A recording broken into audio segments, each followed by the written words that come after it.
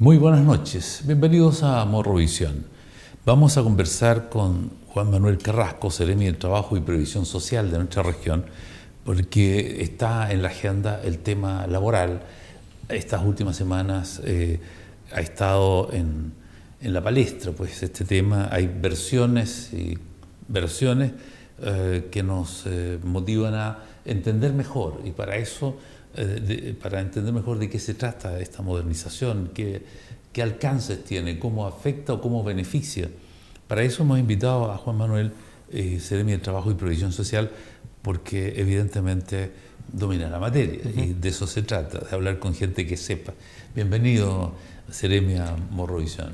Bueno, muy buenas noches y agradezco la gentil invitación a Morrovisión para hablar de estos temas que han, como dice usted, han estado en la palestra precisamente, y a propósito de otro proyecto de ley que ha presentado la diputada Vallejo y que ha traído la discusión de finalmente qué camino transcurrir en temas laborales, la adaptabilidad versus la reducción de jornada de trabajo. A las 40 horas, ¿no? A las 40 horas, y bueno, estamos abiertos a discutir y a plantear finalmente el motivo por el cual nosotros creemos que el proyecto de ley de modernización laboral es un proyecto mucho más integral y que finalmente se hace cargo del foco finalmente en las relaciones de trabajo y en general de cómo podemos compatibilizar de mejor forma el trabajo con la familia, que en estos tiempos es el gran tema.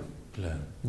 Bien, si hablamos de modernización laboral, ¿qué es lo que podemos en forma didáctica explicar a mí y a todos los televidentes, por favor? Bueno, primero el Código del Trabajo es un código bastante antiguo, en el cual nosotros hemos crecido en general con una lógica de mucha rigidez en cuanto primero a la jornada de trabajo. Estamos acostumbrados mucho a que la jornada comienza en un horario, termina en otro, en que la jornada semanal también tiene ciertas limitantes, que actualmente la jornada no puede ser inferior a 5 días ni tampoco ser superior a 6 días, por ejemplo. La jornada semanal dura 45 horas, por ejemplo en el caso de la jornada extraordinaria también debe ser pagada directamente a las remuneraciones de los trabajadores. Lo que plantea primero los principios de esta reforma que ha presentado el presidente Piñera y que muy bien está llevando el ministro Monkever, es precisamente generar instancias de adaptabilidad en la jornada del trabajo, que la rigidez en ocasiones no sea un problema para eventualmente compatibilizarlo con la vida familiar, y que esto sea fruto de los acuerdos que eventualmente puedan existir entre trabajadores y empleadores. Muchas veces esta adaptabilidad se traduce en infracciones laborales que no son compatibles, y por lo mismo en el caso de que sean observadas por la Inspección del Trabajo se traducen en una multa. No existe esa posibilidad de que los trabajadores puedan, por ejemplo, establecer una jornada que contemple, como lo establece este proyecto de ley, establecer una jornada que sea de solo 4 días a la semana, por ejemplo. Actualmente, si lo quisieran los empleadores, incluso lo escrituraran, firmara el empleador y el trabajador, no se podría convenir. Resultaría ilegal. Resultaría ilegal, efectivamente. Pero este proyecto de ley lo que contempla es establecer, por ejemplo, una jornada de 4 días de trabajo por 3 de descanso. Establece también la posibilidad de que mensualmente se establezca una bolsa de horas de trabajo, completando y enterando 180 horas mensuales. Ahora, y de hecho es como comenzamos, que hay un proyecto de ley que ha presentado la diputada Vallejo, donde se establece una rebaja de la jornada de trabajo de 45 a 40 horas semanales. Creemos nosotros que finalmente no solo el hecho de bajar la jornada de trabajo va a significar finalmente el satisfacer o el enmendar ciertas rigideces que tiene la jornada de trabajo, y que efectivamente hacen muchas veces incompatible la vida familiar o los tiempos que quisiera el trabajador, porque finalmente vamos a reducir, con el simple hecho de reducir finalmente la jornada, no se generan instancias que permiten eventualmente adaptar la jornada dependiendo de las necesidades de cada trabajador. Del tipo de trabajo. Del también, tipo de trabajo, que eventualmente, por ejemplo, y así lo establece el proyecto de ley, que por ejemplo ciertas horas de la jornada en ciertas situaciones, por ejemplo, puedan ser enteradas desde su domicilio. Bueno. Por ejemplo, a través de los computadores, claro, a través de los celulares, perfectamente. En línea, ¿no? Uno perfectamente podría igualmente cumplir jornada de trabajo, pero actualmente no están dadas esas condiciones. Entonces, el simple hecho de rebajar la jornada no se asocia necesariamente primero a la productividad es un factor interesante. Y finalmente a la satisfacción del trabajador y el empleador en esta relación laboral que pretendemos o se pretende sea fructífera en el tiempo.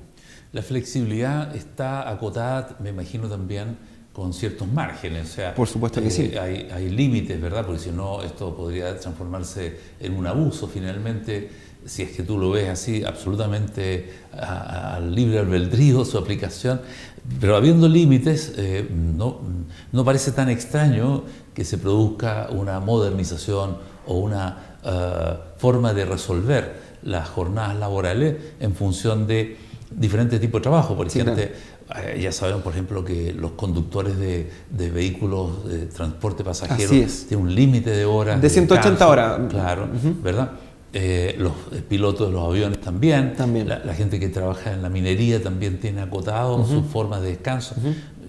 Ahí no logro entender entonces el que solo una variable permita resolver en general, con visión holística, ¿verdad? Sí. Todas estas facetas que tiene la actividad humana, ¿no? Reducir, como dices tú, a 40 horas y eso sería como la panacea. No me parece que solo sea esa variable la que influye en la calidad de vida de los trabajadores, ni en la productividad, ni en los beneficios que el empresario incluso las empresas públicas, ¿verdad?, requieren, ¿no? Nosotros creemos que se trata de un proyecto de ley integral que ve las distintas facetas de las relaciones laborales, que permite en distintas instancias y en distintas etapas de la relación laboral tener incentivos finalmente también dentro de esta relación de trabajo. Por ejemplo, este proyecto de ley establece la posibilidad que las horas extras que históricamente se han tenido que pagar y a cargo de la remuneración del trabajador, se establece la posibilidad de que estas horas extras se compatibilicen como vacaciones para el trabajador. Se transforman en vacaciones. Teniendo la posibilidad de adicionar a los ya 15 días de feriado que existen, poder adicionar, tener 5 días más de feriado, de vacaciones. Entonces, lo que yo visualizo también, esto es como más a título personal, son ciertos incentivos de poder que el trabajador entienda que ciertos, quizás en alguna medida, recargo en ciertas épocas o durante ciertas jornadas van a tener su recompensa finalmente y muy merecidamente en vacaciones, en poder también salir más temprano o tener un descanso semanal más amplio. Entonces van dejando guiños que finalmente se transforman en tener incentivos y que finalmente entendemos se traduce en una mayor productividad, que es también a lo que aspiramos siempre cuando se trata de relaciones laborales. Claro, porque si no hay productividad no hay ingresos suficientes para que sea exitoso la labor o la tarea, el servicio, la producción que se realiza, ¿no? Y eso sería un pésimo negocio y finalmente terminaría mal la empresa.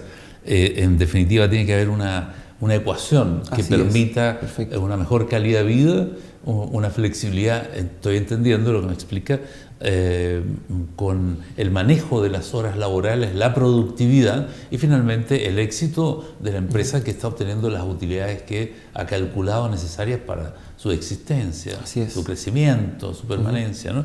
Es interesante el tema. ¿Y en qué etapa va esta discusión? Bueno, nosotros hemos decidido como gobierno, así lo manifestó el fin de semana el ministro Nicolás Monkever, el subsecretario Fernando Arap, de que se le va a dar suma urgencia a este proyecto y por lo mismo pretendemos que avance pronto en la comisión, primero del Senado, luego de la Cámara de Diputados, para que se prospere y finalmente entendamos que es una necesidad finalmente de nuestras relaciones de trabajo. Entendemos que en ocasiones esta poca flexibilidad también se traduce en ocasiones en baja en la empleabilidad y por lo mismo que lo creemos altamente necesario. Ya. Hablar de trabajo también hoy en día tiene adosado o se habla se intenta, porque no se ha concretado bien todavía, de la inclusión de un mayor número, por ejemplo, de mujeres en tareas que hasta ahora hacen solo los hombres, mejorar la remuneración o equilibrarlas, equipararlas, el mundo de las personas con necesidades especiales también. Hoy hay una ley que permite, ¿verdad?, incluirlas en una proporción que por ahora no luce muy voluminosa, pero es un comienzo, un avance. Un avance. ¿Esos aspectos también se mantienen, se incluyen en esta reforma? Sin duda que esta reforma, y bueno, de hecho, y también es muy importante mencionarla, está en plena discusión parlamentaria también un proyecto de ley presentado por nuestro gobierno de Sala Cuna Universal, que es una instancia, una deuda que también tenemos con nuestras mujeres, porque actualmente solo las empresas que tienen más de 20 trabajadores tienen la obligación de otorgar el derecho de la sala cuna. Acá, por ejemplo, en la región nosotros vemos con muy buenos ojos esta propuesta del gobierno, porque evidentemente hay muy pocas empresas que tienen ese número y ese volumen de trabajadores. Entonces, por lo mismo, evidentemente que las mujeres que actualmente tienen hijos muchas veces ven limitado esa accesibilidad a puestos de trabajo, porque muchas veces no tienen quizás las redes con quién dejar su hijo o hija, ¿no? Sabemos las dificultades también que existen en torno al cuidado de nuestros hijos, evidentemente que no se puede dejar al cuidado con cualquier persona, y bueno, y la sala cuna cumple una función, pero resulta que, por ejemplo, las empresas que abundan en la región, que son muy pequeñas, emprendimientos que tienen 1 o 2 trabajadores, no tienen la obligación de prestar sala cuna. Y este proyecto de ley de la Sala Cuna Universal viene a enmendar ese error, e incluso las trabajadoras de casa particular van a tener derecho a la sala cuna. Entonces, entender y ojalá también pretender que el avance que ha tenido está en este momento en la Comisión del Senado, precisamente, y pretendemos que avance y que se convierta en ley lo más pronto posible, porque creemos que es un proyecto de ley precisamente que se hace cargo de esta inclusión de las mujeres que efectivamente tienen una baja participación en el mundo del trabajo y que evidentemente, y ya son los nuevos, así lo dicen los nuevos tiempos, necesitan de estar en el mundo del trabajo. Por supuesto. Esta reforma o modernización del tema laboral, tú tocaste una faceta que tiene que ver con la región, cómo acá se nos dificulta la sala cuna porque no tenemos grandes empresas, ¿verdad? Con gran número de trabajadores, empleados. En general, si aplicas las ideas que tiene esta propuesta del gobierno, del Ejecutivo, en nuestra región, ¿en qué otro aspecto nos favorecería? Además de la sala cuna que está en esa otra ley o proyecto que está en discusión, ¿no? O sea, a ver, hay una serie Porque somos una sociedad relativamente pequeña, 230.000 personas, la fuerza laboral no sé a cuántas miles de personas hoy día considera o cerca de 100.000. Cerca de 100.000, ¿no? Son 100.000 personas que estamos trabajando. Okay.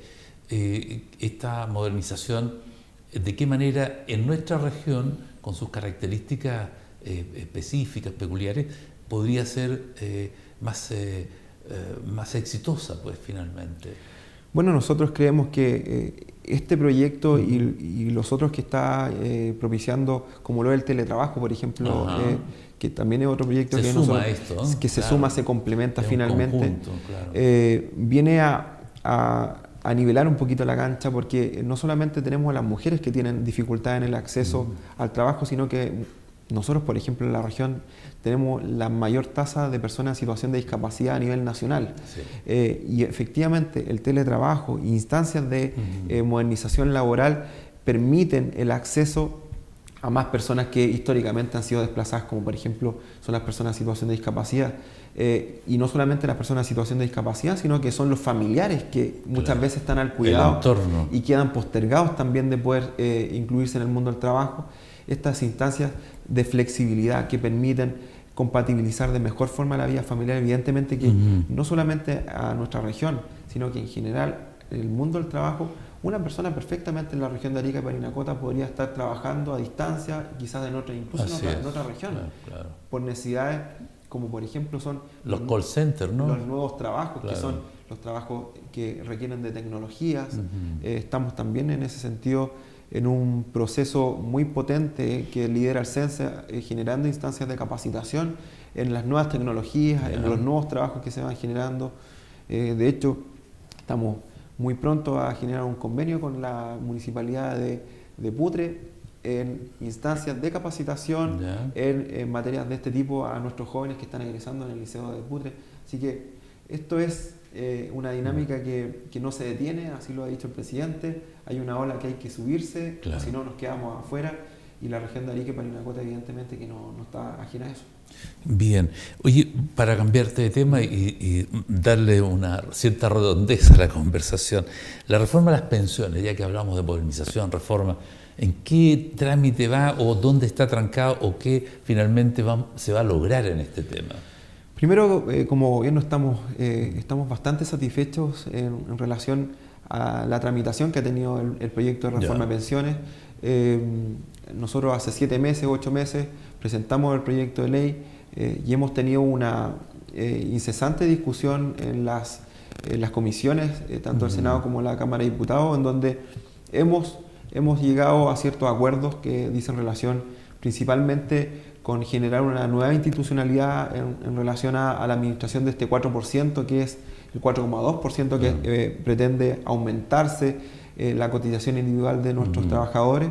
Y hemos entendido, y lo entendemos así, que esta política pública que significa mejorar las pensiones de nuestros trabajadores, evidentemente que necesita de acuerdo, y es precisamente lo que hemos llegado. Se ha avanzado bastante. Ahora vamos ya a entrar en tierra derecha en ese sentido, porque vamos a entrar en la discusión en particular en las salas, y la verdad que nosotros y a nosotros nos inspira la posibilidad cierta de que ojalá el próximo año ya estemos hablando de una reforma en vigencia de pensiones que permita el aumento de no solamente de nuestros actuales pensionados, sino de nuestros futuros pensionados, donde la clase media tiene un especial énfasis, donde las mujeres también lo tienen. Creemos que es una reforma necesaria. Sabemos finalmente que se trata de una discusión que evidentemente no la podemos tener de nuevo en 30 años más, no podemos tener una modificación al pilar solidario en 12 años como ha sido ahora, sino que evidentemente es una discusión que tenemos que hacer periódicamente. Entendemos que hay muchas cosas por mejorar, pero este es un primer gran paso que requiere las pensiones de nuestros trabajadores y trabajadoras en Chile. Bien. Juan Manuel Carrasco, Seremi de Trabajo y Previsión Social, permitido que entendamos un poco mejor estos temas que no son fáciles de comprender de buena primera, así que hoy hemos tenido una dosis de claridad para saber en qué nos encontramos, qué esperamos y qué es lo que nos conviene y qué no nos conviene. Muchas gracias por venir a Morrovisión. Muchas gracias a ustedes. Bien. Un abrazo. Bueno, vamos a unos comerciales y luego más noticias en Notivisión.